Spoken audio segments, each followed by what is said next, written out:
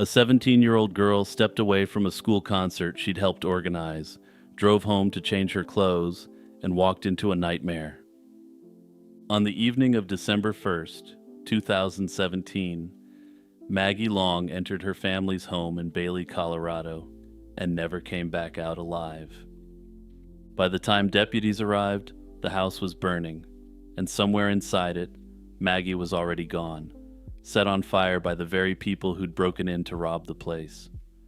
To this day, nobody's been arrested or charged, and the police believe the motive for this crime might be far more sinister than a mere robbery gone wrong. Maggie's parents were Chinese Vietnamese immigrants who'd fled Vietnam, spent time in a Chinese refugee community, and eventually made it to the United States in 1989. They settled in Bailey, a small mountain town about an hour southwest of Denver, and built a life from scratch. Her father, San Long, started as a chef in a Chinese restaurant before buying the business outright. Over the years, the family expanded to operate 4 Chinese restaurants across the Denver metro area, along with a liquor store and local real estate investments. They were one of the few Asian American families in a predominantly white community, and by all accounts, their ethnic origins didn't lead to any issues in the community. Maggie was a senior at Platte Canyon High School with plans to attend college out of state and eventually pursue a career in medicine. On her birthdays, rather than accumulating presents for herself, she'd solicit donations for money. With these donations, she'd purchase socks and ingredients for sandwiches, which she'd deliver to homeless people in Denver. The timeline that night is both straightforward and deeply disturbing. Maggie had been at school helping organize a concert. She left to head home, planning to change clothes before heading back to the event with supplies. But when she arrived, burglars were already inside the house. What happened next wasn't quick, and investigators would later determine that the suspects spent a significant amount of time inside the house with Maggie. A physical altercation took place, and then, rather than simply fleeing, the intruders poured an accelerant on Maggie while she was still alive and set her on fire. They torched the house to destroy evidence and disappeared into the Colorado evening. But let's go back to the rather odd circumstances of how the crime was reported for a second. Around 7 o'clock, a 911 call reported people inside the residence causing damage and property destruction. Interestingly, the call actually came from an individual who had rented a space within the large house. The caller mentioned at least one male on the property, and Park County deputies were dispatched to the house fire. And I want you to keep the fact that the caller could only definitively identify one male suspect on the property in the back of your mind, because it raises some questions, but I'll get to that in a moment. Firefighters put out the blaze and found Maggie's remains inside her bedroom, tragically burned alive by the attackers. She was 2 weeks short of her 18th birthday. The early days of the investigation were messy, with some public confusion about whether Maggie had actually been found. It wasn't until December 7th that Park County officially confirmed Maggie's body had been recovered from the burned residence. That week-long gap between the crime and the public confirmation only deepened the unease in a community already reeling from the news. Investigators quickly determined this had been a burglary, though as you'll see in a moment, there may have been a further disturbing underlying current to the attack. The stolen items painted a specific picture. A Beretta and a rifle were taken, along with roughly 2,000 rounds of ammunition and some valuable jade figurines. Someone seems to have known what was in that house, or at least had solid reason to believe it was worth hitting. The task force, comprising the local sheriff's office, the Colorado Bureau of Investigation, as well as 2 federal agencies, concluded that at least 3 men were directly involved. Composite sketches were released, and vehicles of interest included a late 1990s to early 2000s light-colored Chevy Astro and a Ford pickup. The tip line received nearly 500 leads over the years, each one chased down and cross-referenced, but each of these came to nothing, at least publicly. In May of 2021, 3.5 years after the slaying, the FBI reclassified the investigation to include a much more sinister element.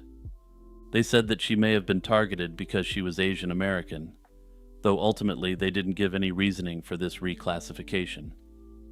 The Park County Sheriff acknowledged he wasn't aware of specific evidence that led to this designation. Ultimately, to me, this suggests that there must be a significant element of this case that only federal investigators know about. It also raises questions about why local law enforcement wasn't looped in on what this reasoning is, which potentially raises some uncomfortable questions. Notably, some believe that the renter who made the emergency call may have been responsible for the attack on Maggie. However, the investigative task force cleared him of all involvement, and given that there was FBI involvement, I suspect he was subjected to a fairly vigorous investigation. While I'd usually attempt to speculate on a cold case, in this instance we simply don't have enough for me to do so. There's the allegation that Maggie was targeted due to her Asian American heritage, but ultimately, we know absolutely nothing about why that may have been the case. Another thing I find incredibly unusual about this case is the fact that there are 3 very distinct-looking sketches of the men who may have been involved. Detectives haven't explained how these sketches were made, and the renter who called the cops only made mention of one male suspect on the scene. Again, this suggests that there's a lot more evidence here, which is being held back, presumably for investigative purposes. Anyway, unfortunately, this case doesn't really seem to have gotten the attention it deserves, and like all cold cases, making sure Maggie isn't forgotten is the only way the mystery gets solved. There was a phone on a counter and prescription glasses on a table sitting right where he'd left them, but a .38 caliber revolver, a leather holster, a red backpack, a set of hiking boots, and most importantly, the man himself, were all gone. Sometime on February 27th, 2026, retired United States Air Force Major General William Neal McCasland walked out of his Albuquerque, New Mexico home and into thin air. His wife had left for a routine doctor's appointment, and a repairman had spoken with McCasland just an hour before. When she returned precisely 54 minutes later, the house was empty, and he hasn't been seen since. And the deeper you look into who Neal McCasland was, what he knew, what he oversaw, who he worked with, the harder it becomes to treat this as a simple missing person case. McCasland was an aeronautical engineer who graduated from the U.S. Air Force Academy in 1979 and later earned a doctorate from MIT. Over a career spanning decades, he held director-level positions at the Pentagon and within the National Reconnaissance Office, one of the most secretive intelligence agencies in the country. He commanded the Phillips Research Site at Kirtland Air Force Base in New Mexico, overseeing roughly 2,000 personnel working on space vehicle research. And then, in May 2011, he assumed command of the Air Force Research Laboratory at Wright-Patterson Air Force Base in Ohio, a position he held until his retirement in October 2013. That last assignment is where things get interesting. McCasland was responsible for approximately $4.4 billion in combined science, technology, and research development funding. He led one of the largest scientific research centers in the entire Department of Defense. The work was cutting edge: advanced materials science, future weapons systems, classified space programs. McCasland was a big league player, to put it mildly. Wright-Patterson, for those unfamiliar, is also the base that's been at the center of UFO lore for the better part of a century. And as a personal aside, I had strongly believed that it was featured in at least one episode of The X-Files, and I went down a bit of a rabbit hole and found out it wasn't. So I guess you could say that's a new Mandela effect unlocked. Or perhaps my memory just isn't perfect, but yeah, it's probably the latter, honestly. The base has long been rumored to harbor the extraterrestrial debris recovered from the 1947 Roswell incident, though unsurprisingly, the Air Force has consistently denied those claims. But naturally, the association hasn't gone away, and it wouldn't stay quiet for long after McCaslin vanished. The Bernalillo County Sheriff's Office issued an alert the day McCaslin was reported missing. His wife called authorities at 3:07 p.m. on February 27th, roughly 3 hours after she'd returned home to find him gone. From the start, the details didn't add up cleanly. McCaslin left behind his phone, his glasses, the kind of things most people don't intentionally abandon. He apparently took his wallet, his revolver, a holster, a backpack, and a pair of hiking boots. He's been described as an avid outdoorsman who regularly hiked, ran, and cycled in the Sandia Mountains foothills near his home. The question was whether he'd gone out voluntarily or under duress, and if voluntarily, why he'd left without his phone or glasses. Authorities canvassed hundreds of homes looking for surveillance footage. Drones, helicopters, and K-9 units swept the Sandia foothills and surrounding canyons. On March 7th, 8 days after McCaslin disappeared, a gray Air Force sweatshirt was recovered roughly 1.25 miles east of his home. Initial testing found no blood on it, and the family couldn't confirm whether it belonged to him since it had quite a generic appearance. Then the search expanded to Colorado, where McCaslin and his wife maintained a second home in Pagosa Springs. Investigators found clothing there, including a light green long-sleeve button-up shirt and hiking boots that matched items McCaslin was believed to have been wearing. Authorities were careful to note that he likely owned more than one pair of hiking boots, so the discovery didn't necessarily rule out anything. Back in New Mexico, night searches with infrared-equipped helicopters over the Sandia Cliffs proved frustrating. An unseasonably warm spring meant the rock faces retained heat well into the dark hours, rendering the thermal cameras nearly useless. As one investigator from the sheriff's office put it, the mountain was essentially glowing, which honestly, when I read that, I had to include that description given the subject matter.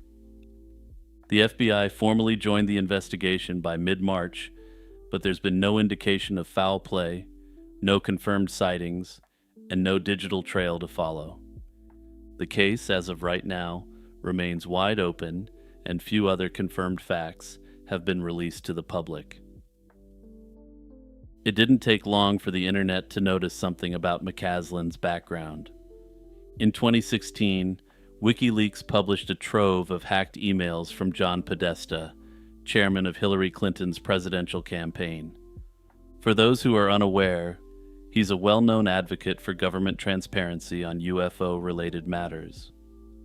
Among those emails was a message from Tom DeLonge, the arguable frontman of Blink-182 and founder of the alien-focused organization called To the Stars. DeLonge had written to Podesta specifically about McCaslin, claiming that the general had relevant knowledge about the Roswell crash. He claimed that the wreckage had been shipped to the very laboratory McCaslin later commanded at Wright-Patterson. In the emails, DeLonge characterized McCaslin as someone who wasn't a skeptic on the subject. After McCaslin vanished, these emails resurfaced with a vengeance, suggesting there was a connection between his disappearance and the broader extraterrestrial phenomenon. One congressman even questioned whether McCaslin's disappearance was part of a broader pattern of disappearances and deaths related to advanced scientific programs in recent years. And I'll get into that a bit more in a moment, though not in depth, because as of right now, there's really nothing to connect the cases. McCaslin's wife, Susan, for her part, strongly pushed back against the speculation publicly. She acknowledged that her husband had a brief association with the UFO community through DeLonge. She admitted he worked as an unpaid consultant on military and scientific matters to lend credibility to DeLonge's projects and media work. Despite this, she was clear that McCaslin didn't possess special knowledge about extraterrestrial debris or bodies at Wright-Patterson. She attributed the rumors to misinformation and asked the public to focus on finding her husband rather than chasing bizarre theories. Unsurprisingly, this did little to quiet the theorists, many of whom suggest that McCasland wouldn't be sharing national security secrets with his wife. As briefly mentioned earlier, the narrative forming in some circles online is that McCasland is part of a broader pattern of attacks against scientists and related professionals. For instance, Nuno Loureiro, a renowned fusion physicist at the Massachusetts Institute of Technology, was shot and killed in December 2025. In February 2026, a similarly renowned astrophysicist at Caltech was shot outside his home in California. Right now, at least publicly, there's no evidence to suggest that these cases are linked to one another at all. More than a month after Neil McCasland walked out of his house, there are no answers and no confirmed sightings. The only thing we have is a missing 68-year-old man with a resume that reads like something out of a James Bond film. The theories will continue to multiply, and honestly, that's inevitable when the subject involves classified programs and a retired two-star general. However, the simpler possibility remains on the table too. He was an aging outdoorsman who went for a hike and met with an accident in unforgiving terrain. Hey friends, it's Jimmy here, and if you're a regular viewer, you may have guessed that this is the point in the video where I beg you to hit the subscribe button and the notification bell. And if that was your guess, you'd be 100% right. So please do me a huge favor and hit all those buttons since it really helps me out in the algo. On April 6, 1922, a young toddler named Pauline Picard vanished from her family's farm in the hamlet of Goassa-Loudou, near Saint-Rivoal in Brittany, western France.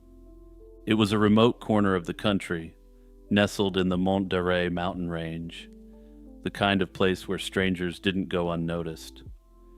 Pauline had been playing outside, and then she simply wasn't there anymore. Her parents raised the alarm, and within hours, more than 150 people fanned out across the surrounding woods and farmland. They turned up nothing. No footprints, no torn clothing snagged on a fence, no witness who'd seen a little girl wandering down a lane. The weeks that followed were agonizing, and the local authorities conducted their own inquiries, but came up empty.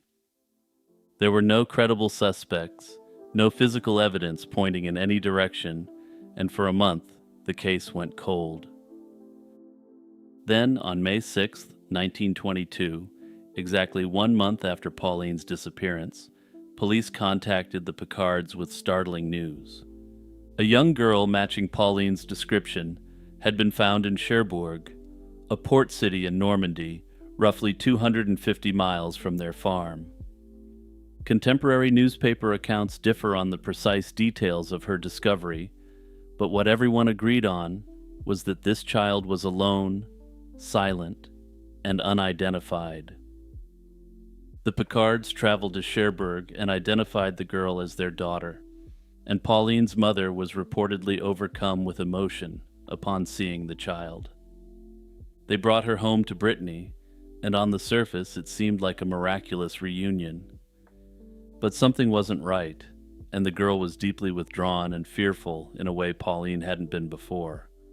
More troubling still, she didn't speak a word of Breton, the regional dialect that would have been Pauline's first language. What little she did speak was in French only, which according to some sources was a language Pauline didn't yet speak at all. And to get into the history a bit more, Breton is a Celtic language, much like Irish or Scottish, and during this period many rural families didn't speak French at all prior to formal schooling. Her parents chalked it up to trauma and whatever ordeal the child had endured during her month-long absence. It didn't make much sense, but they were happy, and the neighbors accepted the explanation too, at least for a while. On May 25th, 1922, less than 3 weeks after the girl from Cherbourg arrived at the Picard farm, a cyclist made a grim discovery. In a ditch somewhere around a mile from the Picard property, he found the decomposing remains of someone who appeared to be around Pauline's age. I'm going to spare you the finer details here, but let's just say she suffered a horrible fate and had various body parts removed. Beside her body, her clothing had been neatly folded and arranged, and the Picard family identified the clothes as those Pauline had been wearing. This is where the case becomes deeply unsettling, since that ditch had been searched multiple times during the initial efforts, both by the locals and by officials. The body hadn't been there a month earlier, which meant someone had placed it there after the search concluded, or it had been moved from somewhere else entirely. The investigation that followed was underwhelming by modern standards. The examining judge determined that the body belonged to Pauline Picard and ruled the cause of death accidental, possibly due to exposure. It's a conclusion that strains credulity, but this judge, for reasons unknown, found that the indignities suffered to her body were likely the result of an animal. And I don't think it's a hot take to conclude that someone who dies of exposure doesn't end up dismembered with her clothes folded beside her. No animal does that. It's simply not possible. Yet no further criminal investigation was pursued, and no one was ever charged. And then the story somehow gets even more disturbing. The girl from Cherbourg was simply abandoned by the Picards and returned to Normandy. The civil court there gave her the name Marie-Louise Pauline and placed her in the care of the Franciscan Sisters of Notre-Dame-du-Veu. She died of measles in the first days of 1924, still unidentified, still unclaimed by any family who recognized her as their own. What truly happened to Pauline Picard remains unknown, and the identity of the girl from Cherbourg does as well. The case generated significant press coverage at the time, with papers running contradictory accounts that muddied the waters further. Rumors circulated through Brittany that Pauline had been kidnapped by a wealthy family who'd substituted the body of their own deceased child in her place. It's a theory that sounds bizarre, but in a world where the Picards simply discarded the child they had been taking care of, perhaps it's not fully implausible. There's a hallway you've walked through 1,000 times, fluorescent lights buzzing overhead, beige carpet stretching toward a door at the far end, and not a single other person in sight. During the day, you wouldn't think twice about it. But at 2 a.m, totally empty, that same hallway becomes something else entirely. The walls feel closer. The silence hums. That feeling has a name, or at least the space that produces it does. It's called a liminal space, a term borrowed from the Latin word limen, meaning threshold. In anthropology, liminality describes the middle stage of a ritual, the point where a person has left one state of being but hasn't yet arrived at the next. The concept was first articulated in the early 20th century by the ethnographer Arnold van Gennep, who studied rites of passage in traditional societies. He identified 3 phases: separation, transition, and incorporation, and it was the middle phase, the liminal one, that fascinated him most. Later, the anthropologist Victor Turner expanded on this idea, arguing that liminality wasn't just a cultural phenomenon, but a deeply human one. It was a state of ambiguity, where the normal rules of identity and social structure temporarily dissolve. For decades, liminality remained a concept discussed mostly in academic circles, but, as you're probably well aware, the internet got hold of it. Around 2019, online communities began circulating photographs of empty malls, abandoned swimming pools, dimly lit parking garages, and the back rooms that seemed to stretch into infinity. These images triggered an immediate, visceral response in millions of people, but they weren't horrifying in any conventional sense. These liminal spaces became shorthand for a particular flavor of unease, and the phenomenon has spread like wildfire across the internet ever since.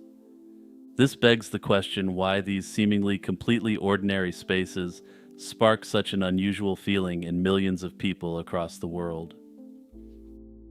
What makes a liminal space unsettling isn't what's in it, but rather what isn't.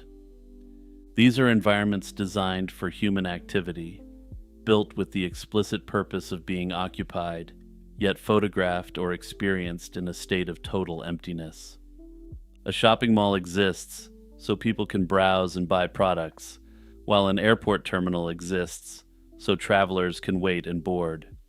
Strip away the people, and these spaces lose their entire reason for being, and they become architectural shells, structures that imply a function they're no longer performing.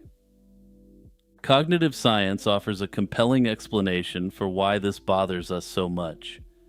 The human brain is a prediction machine, and every moment of every day, it's building models of what it expects to encounter based on prior experience.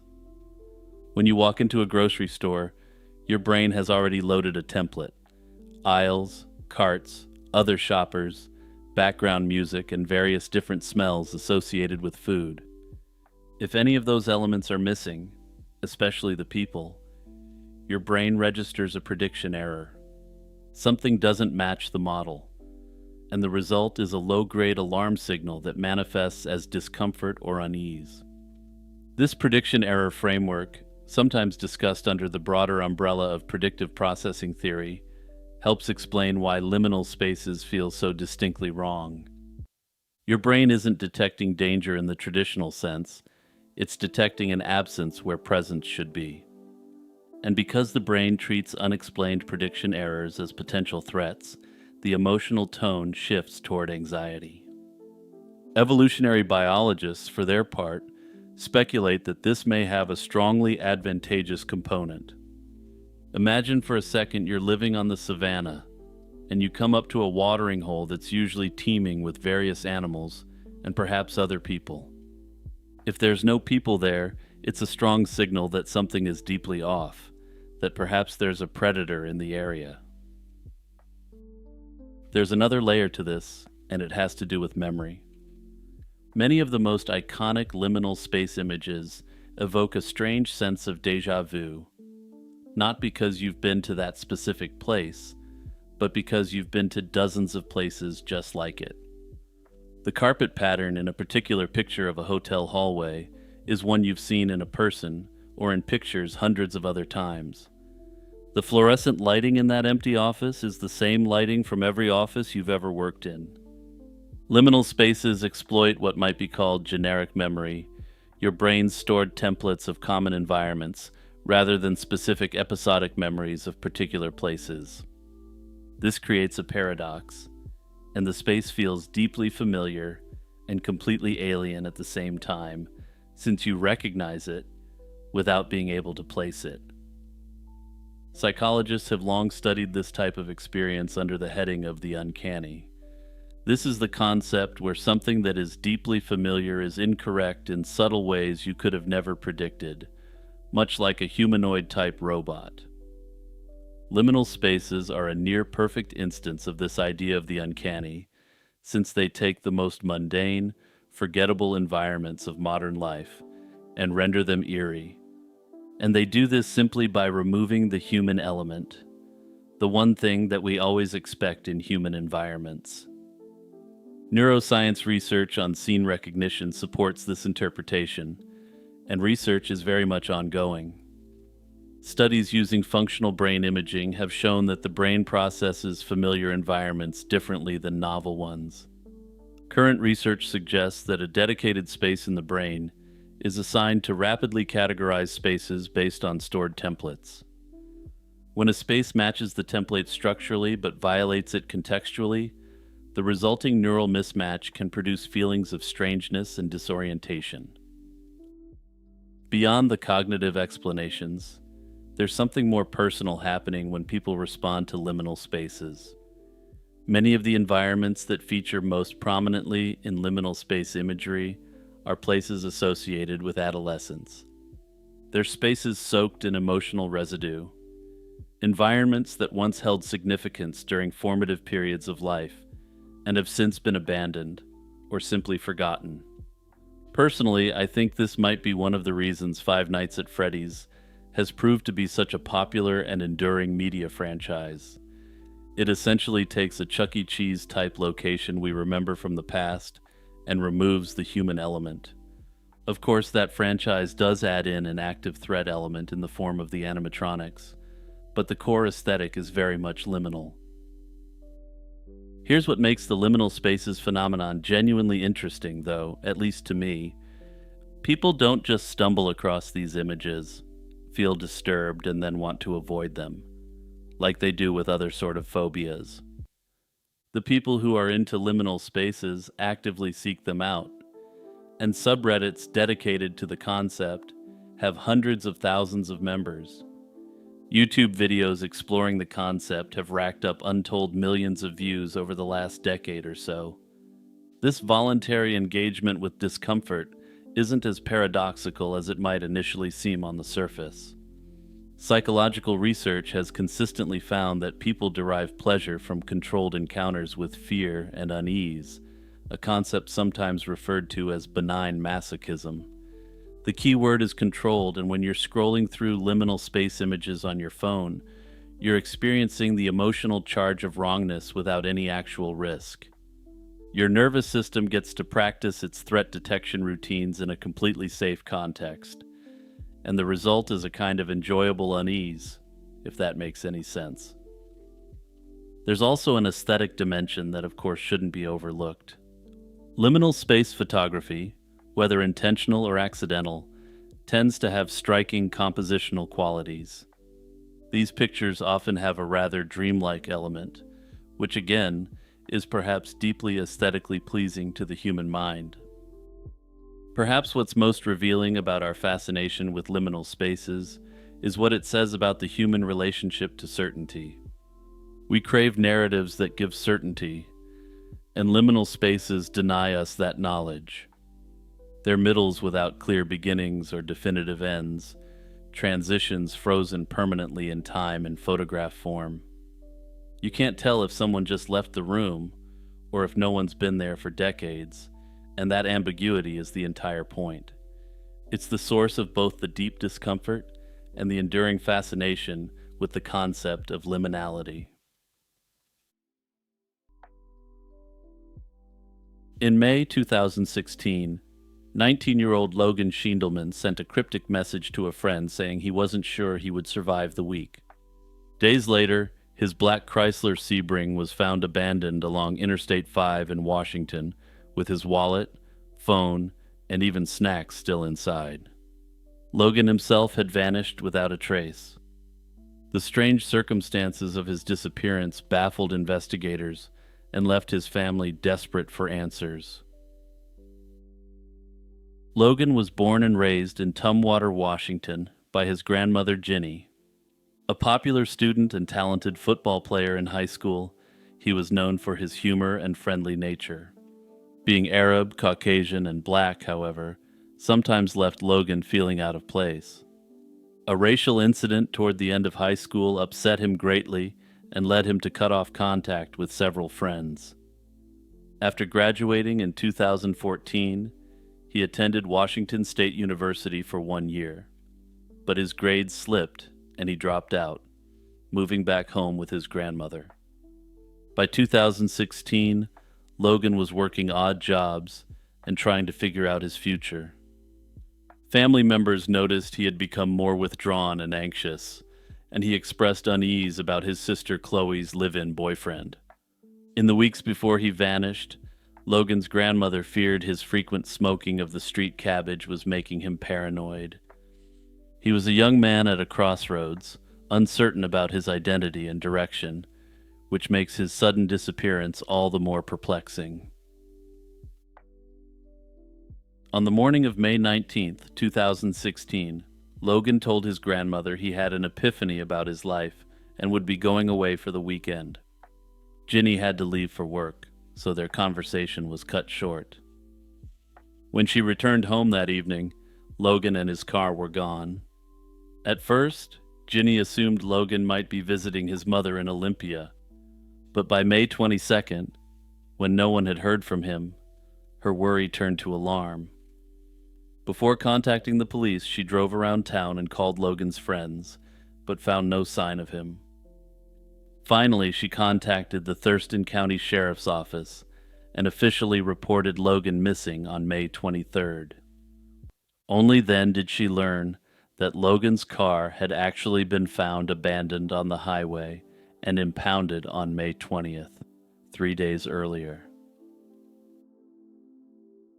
That afternoon on May 20th, multiple drivers on Interstate 5 had called 911 to report a black convertible drifting across lanes near milepost 92, south of Tumwater. The empty car coasted across 3 lanes and bumped against the median barrier. One truck driver told police he saw a man jump out of the passenger side of the rolling vehicle and run into the surrounding woods. The man was described as white, about 6 feet tall with light-colored hair, a description that clearly didn't match Logan. By the time state troopers arrived, the mystery man was gone, and Logan's Sebring was sitting empty on the shoulder. Inside the car, officers found Logan's personal belongings left behind. His wallet, with ID, cards, and cash, cell phone, keys, and a bag of recently purchased snacks were all in the vehicle. Notably, Logan's EpiPen for his severe peanut allergy was also found there. To his family, this was a chilling sign that Logan had not planned to be gone long. He wouldn't have left without such a vital item. The car was towed, but unfortunately it hadn't been processed for evidence at the scene due to the initial confusion. By the time investigators realized its importance, any forensic clues it held were likely contaminated. After Logan was reported missing, authorities launched an extensive search. Police, volunteers, sniffer dogs, and helicopters scoured the wooded area near where the car was found, but turned up no sign of Logan or anyone else. Detectives dug into cell phone records and other data. Logan's cell phone activity showed a puzzling path on May 19th. It traveled south on I-5 from Olympia down to the Vancouver, Washington area, about a 2-hour drive, then back north toward Tumwater later that night. This suggested that Logan, or at least his phone, covered a lot of ground the day he disappeared. Investigators also gathered any odd tips. In the early morning hours of May 21st, a driver reported seeing a half-dressed young man wandering near Interstate 5 in an area known for transient activity.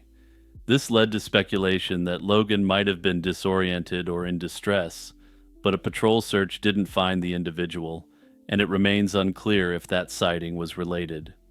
At one point, an apparent check-in from Logan's Facebook account at a local airport led family to wonder if he'd flown somewhere, possibly to meet his estranged father overseas.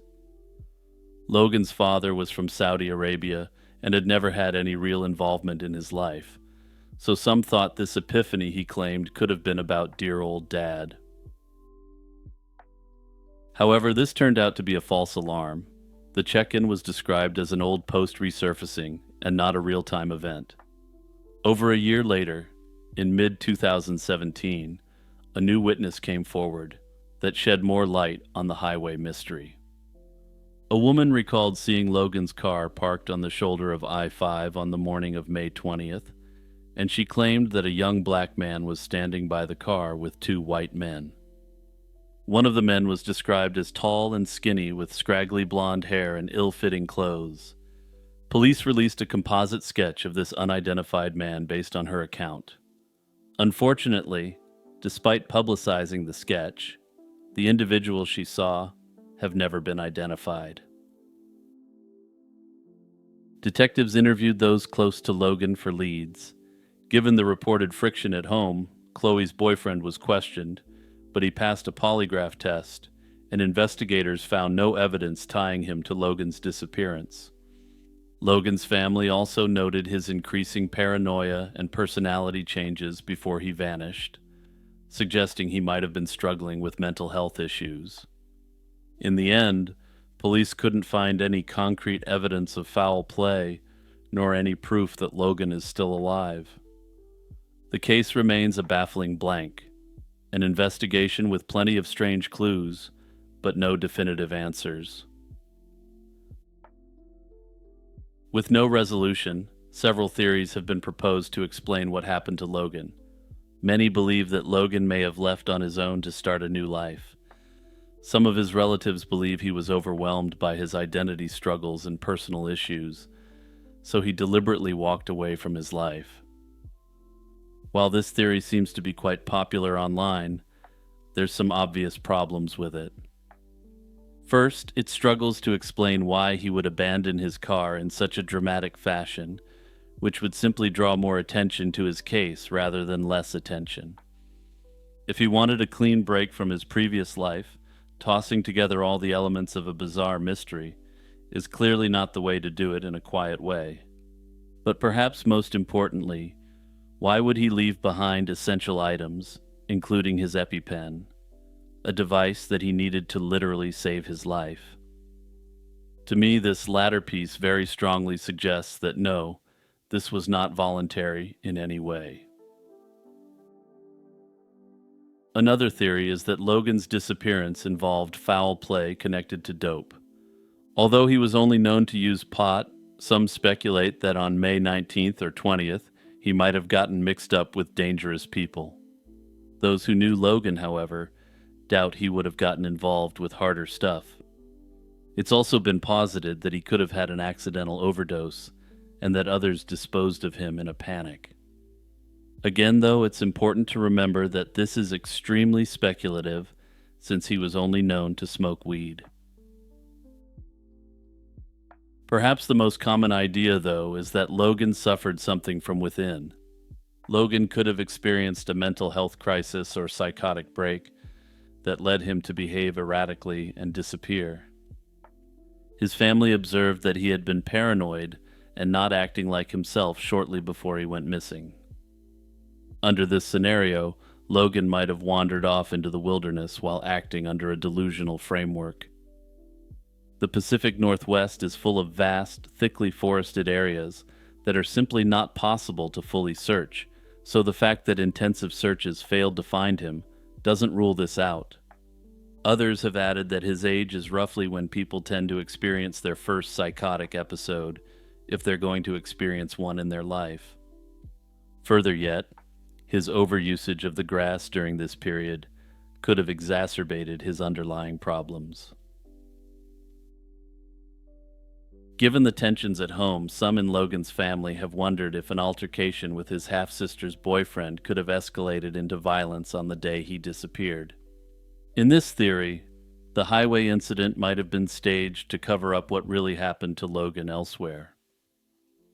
Others have speculated that the two men seen with Logan may have been friends of the boyfriend. However, police found nothing incriminating in the boyfriend's interviews and have not identified any person of interest among Logan's acquaintances. This remains simply a speculative allegation, and police consider him to be cleared.